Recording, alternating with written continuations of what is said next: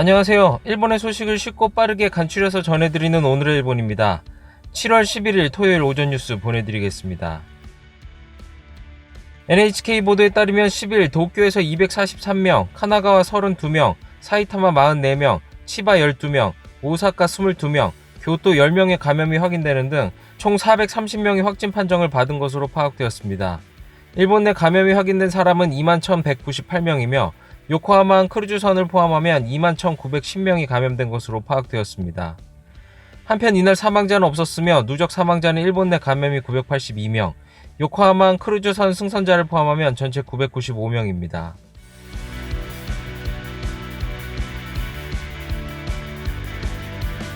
이날 도쿄에서는 243명의 신규 감염이 확인되었습니다. 1세부터 80대까지의 남녀 243명이 신규 확진 판정을 받은 것으로 파악되었으며 이 중 101명은 감염 경로가 파악이 되지 않거나 조사 중이고 142명은 기존 감염자의 밀접 접촉자로 확인되었습니다.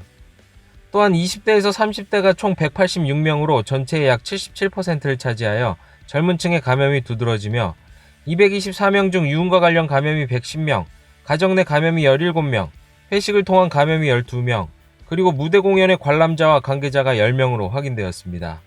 한편 이날 도내 사망자는 없었으며 누적 확진자 수는 7,515명, 누적 사망자 수는 325명이 되었습니다. 이로써 9일에 이어 도쿄는 과거 최다의 1일 감염자가 발생하였습니다.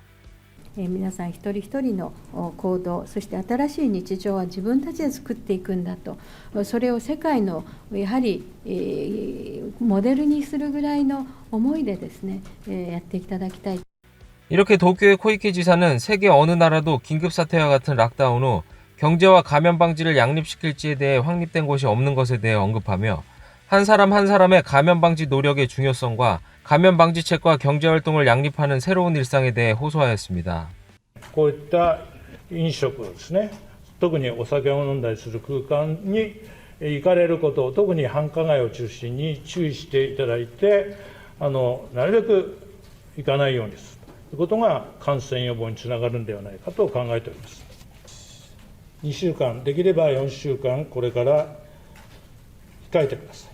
한편 도쿄도 이사회장 오자키 씨는 현재 급증하고 있는 감염자 수에 대해 우려를 표하며 음식과 술을 마시는 공간, 특히 사람이 많이 모이는 번화가의 출입을 자제해달라고 호소하였습니다. 이날 코이케 지사는 니시무라 경제재생 담당상과 유흥가가 있는 신주쿠 토시마 구청장과 면담을 하여 유흥가의 접대를 동반한 음식점 등에 대한 폭넓은 PCR 검사, 감염 방지 물품 구입의 보조금, 보건소 체제 강화의 감염 방지책에 대한 이야기를 하였습니다. 休業要請を行うとすればですね、やればいいのか、これは検討は行っていきたいというふうに思いますし、そうした専門家の皆さんのいろんな助言も踏まえながらですね、都知事とまた連携をしながら対応していきたいというふうに考えています。 면담 후 기자회견에서 니시무라 경제재생 담당상은 전문가의 조언으로 신속히 실행하여 개인과 사업자의 대처를 전력으로 지원해 바이러스를 막고 싶다는 의지를 나타냈습니다. 다음 소식입니다. 코로나19 치료제 후보인 아비간에 대한 임상시험에서 뚜렷한 유효성이 확인되지 않았다는 결과가 발표되었습니다. 아이치현에 있는 후지타 의과대학 등은 올해 3월부터 아비간을 경증과 무증상 입원 환자 88명에게 투여하여 유효성 및 안전성을 확인하는 임상시험을 실시하였습니다. 임상시험의 결과로는 감염 첫날부터 최장 10일을 투여한 그룹과 6일째 이후에 투여한 그룹으로 나누어 비교 조사한 결과 첫날부터 투여한 그룹에서는 6일째에 바이러스가 검출되지 않는 환자는 66.7%였지만 5일간 투여하지 않는 그룹에서는 56.1%였습니다.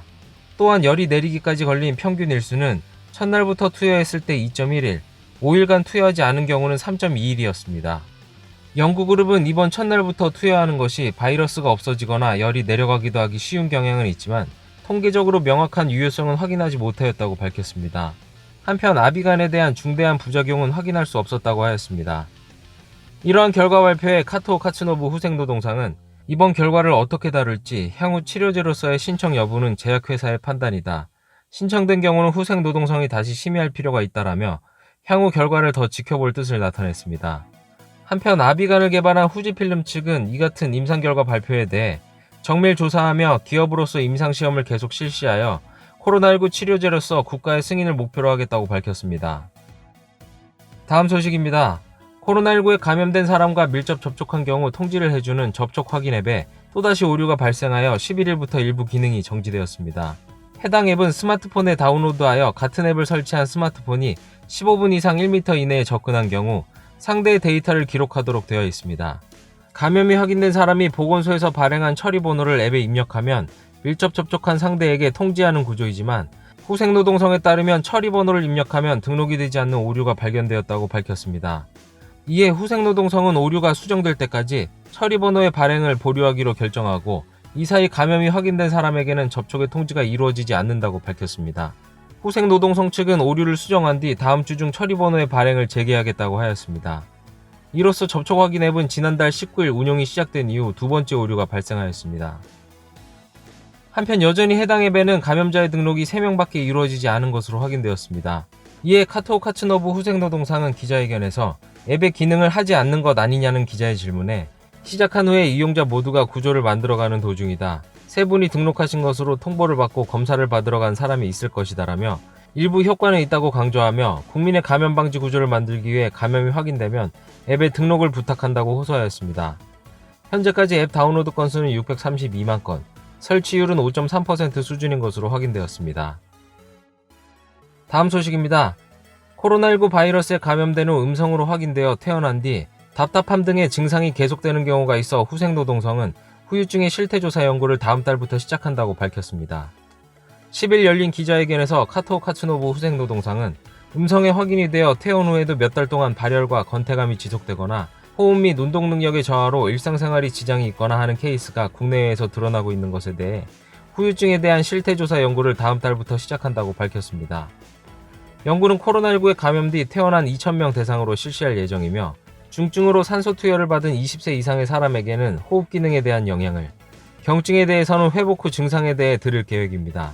또한 기저질환이나 연령 등 증상이 지속되는 사람의 공통 항목을 특정하여 어떤 사람일수록 후유증이 발생하기 쉬운지 확인할 것이라고 하였습니다. 연구는 내년 3월 말까지 진행될 예정이며 카톡 후생노동상은 연구의 성과는 국민들에게 정보를 발신하고 싶다라고 말하였습니다. 다음 소식입니다. 큐슈 지방을 중심으로 총 7개 현의 호우특보가 발표된 이번 기록적인 폭우는 처음 쿠마모토현과 카고시마현에 발표된 이후 10일로 일주일이 됩니다. 이렇게 기록적인 호우가 큐슈를 덮쳐 강의 범람과 산사태 등 자연재해가 잇따르고 있으며 인명 및 인프라의 피해가 심각한 상황인 가운데 쿠마모토현의 쿠마무라에서는 특별 노인 양호시설 14명의 사망을 포함하여 20명, 히토요시시에서는 19명, 아시키타마치에서는 10명 등 현재까지 총 60명의 사망이 확인되었으며 16명이 실종되었습니다. 또한 연락이 닿지 않는 사람의 소식도 계속 전해지고 있어 경찰과 자위대가 소재 파악 중에 있으며 인명피해는 더 늘어날 것으로 예상됩니다. 후쿠오카현에서는 오오무타시에서 80대 남녀 2사람이 사망이 발생하였습니다. 오이타현에서는 차에 타고 있던 80대 여성의 유체가 발견되어 1명 사망하였으며 같이 타고 있던 가족 등 총 5명이 실종되었습니다. 카고시마현에서는 신문 배달을 하던 남성 1명이 실종되었습니다. 나가사키현에서는 50대 남성 1명이 연락이 닿지 않아 경찰과 소방당국이 수색 중에 있습니다. 이 밖에 큐슈 지방 외에도 시즈오카현에서 정전복구 작업을 하던 남성이 사망하였으며 에이메현에서는 70대 남성과 80대 여성 총 2명이 사망하였습니다. 이로써 이번 비 피해로 사망자는 66명, 실종이 16명으로 파악되었습니다. 다음 소식입니다. 아베 총리의 수호신이라고 불리며 차기 검찰의 수장인 검사총장의 유력한 후보였으나 내기마장 문제로 사직하여 형사고발된 도쿄고검의 쿠로카와 히로무 전 검사장에 대해서 도쿄지검은 불기소 처분을 하였습니다. 도쿄고검의 쿠로카와 전 검사장은 코로나19로 긴급사태 중이었던 5월에 지인의 신문기자들과 내기마작을 한 것이 발각되어 사직하였습니다. 그 후 변호사 등이 쿠로카와 전 검사장 외 신문기자 등 3명을 상습도박 등의 혐의로 형사고발하였으나 도쿄지검은 쿠로카와 전 검사장 등 4명에 대해 이번 달 10일자로 불기소 처분한다고 발표하였습니다. 그 이유로는 이번 내기마작은 구면 사이에서 오락으로 치러졌으며 하루의 오간 금액도 크지 않다 등이라고 하고 있습니다. 또한 쿠로카와 전 검사장이 사직하고 기자들도 정직 처분을 받는 등 사회적 제재를 받고 있는 점도 이유로 들었습니다.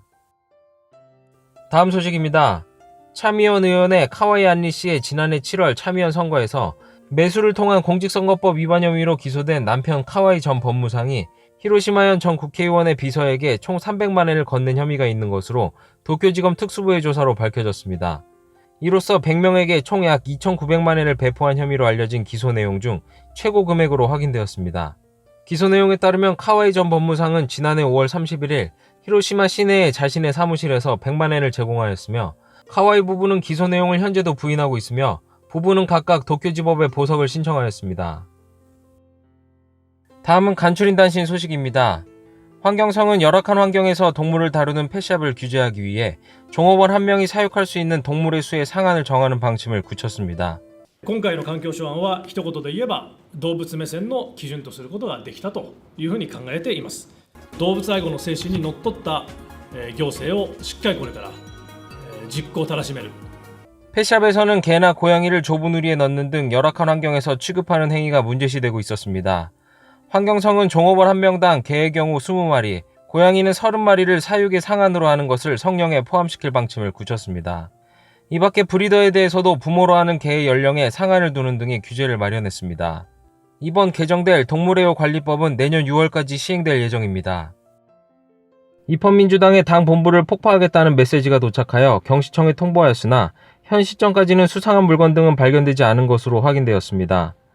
7일 입헌민주당에 폭탄 3개를 설치하고 10일 오후에 폭파하겠다는 내용의 메일이 도착하였으며 즉시 경시청에 통보하고 경찰이 시설 내를 조사하였으나 수상한 물건 등은 발견되지 않아 통상적인 근무를 진행하였다고 10일 후쿠야마 입헌민주당 간사장이 밝혔습니다.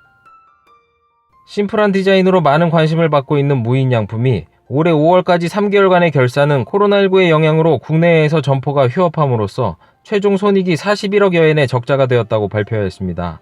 발표에 의하면 매출은 29.9%가 줄어 약 787억 엔, 최종 손익은 약 41억 엔의 적자입니다. 이는 코로나19의 감염 확대 영향으로 무인양품의 일본 내 점포가 일시 60% 이상 문을 닫았으며 해외에서도 미국이나 유럽을 중심으로 대부분의 점포가 휴업하면서 매출이 떨어졌습니다.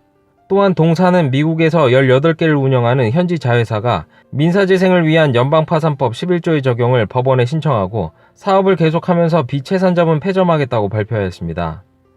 마츠자키 사토루 사장은 회견에서 코로나19 종식이 보이지 않아 소비의 회복세 실감이 희박하며 생활양식과 소비자 심리의 변화를 파악하여 상품이나 판매력을 강화하고 싶다라고 말하였습니다.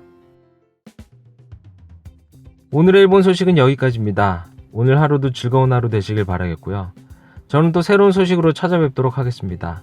시청해주셔서 감사합니다. 이그저튜브였습니다.